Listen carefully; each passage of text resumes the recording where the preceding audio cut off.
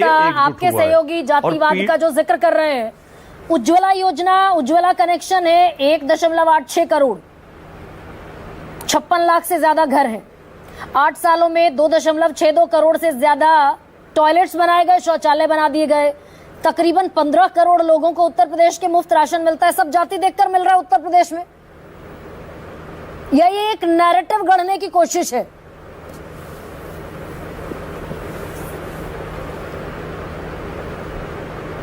गरिमा जी, ये सवाल आप मुझसे कर रही हैं? प्रियंका जी प्लीज करिए। गरिमा जी देखिए, सबसे पहले मैं तो ये, आपने जो उज्ज्वला योजना की बात करी तो मैं पूछना चाह रही हूँ, दूसरा सिलेंडर कितने लोगों ने भरवाया ये भी बता दे भारतीय जनता पार्टी। उन सिलेंडर का कोई यूज नहीं है। आप देखिए जाके घरों में चूल्हे फिर से चल रहे हैं और फिर से लोग मजबूर हैं उसी धुएं में खाना बनाने के लिए। जिस राशन की बात कर रही है उस राशन की तो हकीकत भारतीय जनता पार्टी ने खुद ही बता दी कि पहले जब कांग्रेस पार्टी का कार्यकाल था तब 25 करोड़ लोगों को सामाजिक सुरक्षा की जरूरत पड़ती थी। आज 95 करोड़ लोगों को सामाजिक सुरक्षा की जरूरत पड़ रही है। इसका मतलब देश कहाँ धरातल में पहुंच गया है ये तो आप सबको पता है कि किस तरह से रुपया गिर रहा है, किस तरीके से हमारी जो है मीडिया की शाख गिर रही है, किस तरीके से लोगों की आमदनी पूरी तरीके से खर्च बढ़ रहा है, बचत घट रही है, सबको पता है।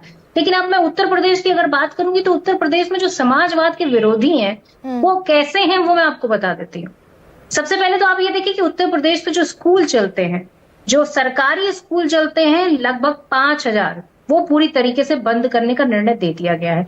आप बताइए उन सरकारी स्कूल में कौन बच्चे पढ़ते हैं? गरीब का बच्चा पढ़ता है, SC ST OBC का बच्चा पढ़ता है। आप बताइए अगर वो स्कूल बंद कर दिए जाएंगे, अगर 50 से कम भी बच्चा उस स्कूल में पढ़ रहा है तो वो बच्चा कहाँ जाएगा? अगर उसमें पढ़ने वाली लड़कियां हैं तो कम से कम 1 से 2 किलोमीटर 4 किलोमीटर उन्हें कहीं ना कहीं तो जाना पड़ेगा ना। आप क्या करना चाहते हैं? आप पूंजीवाद को बढ़ाना चाहते हैं, आप ऐसे स्कूलों को बढ़ावा देना चाहते हैं जो प्राइवेट है। दूसरी चीज आप सुनिए, आप मदिरा की दुकानें देख लीजिए कि लगातार खुलती चली जा रही हैं। किसके लिए खोल रहे हैं? क्योंकि अमीर का बच्चा जो है पूरी तरीके से मदिरा पिए और इनको टैक्स पे करे। आप बताइए कि किस मुद्दों पर इन्होंने चुनाव लड़ा था? चुनाव के असली मुद्दे तो इनके यही थे ना कि मंगलसूत्र ले जाएंगे, भैंस खोल ले जाएंगे और 80 और 20 की राजनीति, फिर वही ये सारे मुद्दे थे इनकी। मुद्दों में कहीं कोई शिक्षा, रोजगार कभी आपने सुना?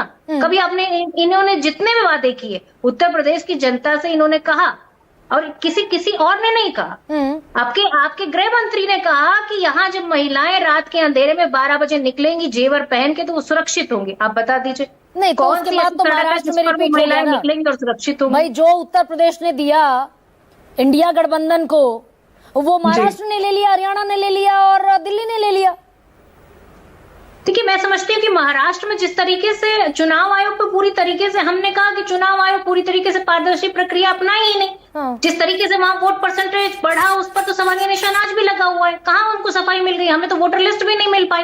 एक वोटर लिस्ट हमने मांगी थी, आपने तो ये भी कह दिया कि आपका जो डाटा है, जो रिकॉर्डिंग है वो 45 दिन तक रहेंगी, उसके बाद डिलीट हो जाएंगी। तो सवालों के जवाब तो हमें मिले नहीं आज तक। मतलब महाराष्ट्र उत्तर प्रदेश से ज्यादा महत्वपूर्ण हो गया कि उत्तर प्रदेश में पूरी साख का बंटाधार हो गया। जितने बीजेपी के मस्किट हैं, बड़े नेता हैं, बड़े फेसेस हैं, उनकी साख दर्द पूरी गर्त में चली गई। उत्तर प्रदेश में चुनाव आयोग ने काम नहीं किया, महाराष्ट्र में चुनाव आयोग ने बीजेपी की बी टीम की तरह काम कर लिया। ये तो कड़वा कड़वा गपगप, कड़वा कड़वा थूथू और मीठा मीठा गपगप है ना प्रियंका जी? नहीं, आप ये समझने की कोशिश करिए कि उत्तर प्रदेश की समस्याएं क्या है। उत्तर प्रदेश में किसान को जो है पूरी तरीके से आवारा पशु पूरी तरीके से परेशान कर रखे हैं। इन्होंने कुछ नहीं किया उनके लिए। इन्होंने कहा कि हम आपको बिजली सस्ती देंगे और आप क्या कर रहे हैं? प्राइवेटाइज कर रहे हैं। बिजली को प्राइवेटाइज करने का मतलब आप समझती हैं? हजारों लोगों की नौकरियां चली जाएंगी और वो पूरी तरीके से वो जो एडॉक पे नौकरियां होती है उस पर आ जाएंगे। लेकिन आपका स्टेक कितना है भाई? आपको तो 10 उपचुनाव के सीटों में आपका तो कांग्रेस का तो स्टेक नहीं। आज अखिलेश यादव ने कहा इंडिया गठबंधन नंबर 1 हो गया। आज अखिलेश यादव ने कहा इंडिया गठबंधन नंबर 1 हो गया। 10 उपचुनाव की सीटों में से कांग्रेस मांगती 5 से 2 पर आ गई, पहले 3 पर आई, फिर 2 पर आई और आखिर में गिव अप कर गई। बता दो तो बचा कहाँ इंडिया गठबंधन? ना नहीं, मैं आपको बता दूं कि हमने उपचुनाव में ना लड़ने का फैसला किया था, समर्थन देने का फैसला किया था। हुआ ना पहले तो अजय राय ने बाकायदा 5 सीटों का गुणागणित बनाकर भेज दिया था।